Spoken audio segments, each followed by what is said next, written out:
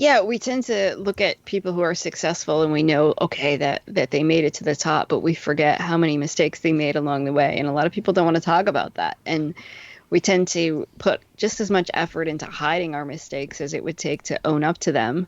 And then we don't learn from them because we're embarrassed by them. We don't want anybody to know. So we sort of like sweep them under the rug, or we pretend it didn't happen, or we put all this effort and energy into covering it up. And then you have to cover that up. And then we get caught up in this vicious cycle. So whether we're talking about, you decide you set a goal for yourself, you're going to get healthier, you're going to pay off your debt, you're going to make a big change in your life, and then it ends up not happening. Sometimes we make excuses.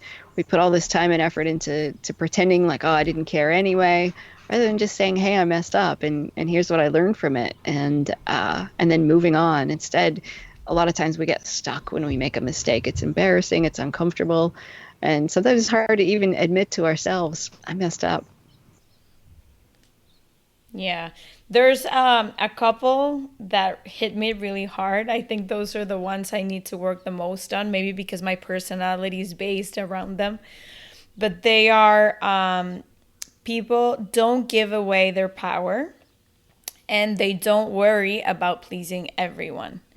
And this one, both of them hit me really hard because I just figured out that every time I'm complaining because someone is doing something in my life, or, my boss, or I'm not getting hired, or my work, or whatever, without acknowledging it, I am giving my personal power to someone else, my attention and my energy.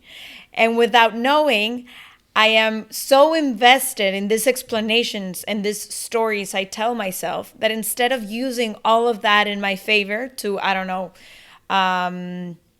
work harder or learn more or be present with myself, I'm just using it with other people. But it's hard to see because you think you're the victim here. So, and also being a people's pleaser. Like I'm in a recovery for approval holics, I would say, just trying to remind myself that I can approve myself and value myself, and that's all right. I cannot please everyone around me.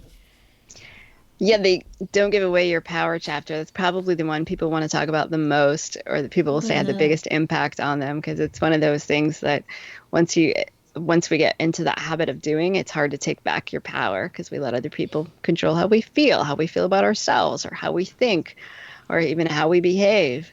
And then that often goes hand in hand with people pleasing, that we want to make other people happy. We think we're in control of how they feel because we let other people be in control of how we feel. So then we think, if I can make this person happy, I will.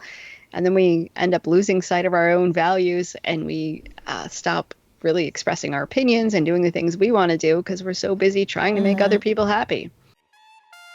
Hit it, boys.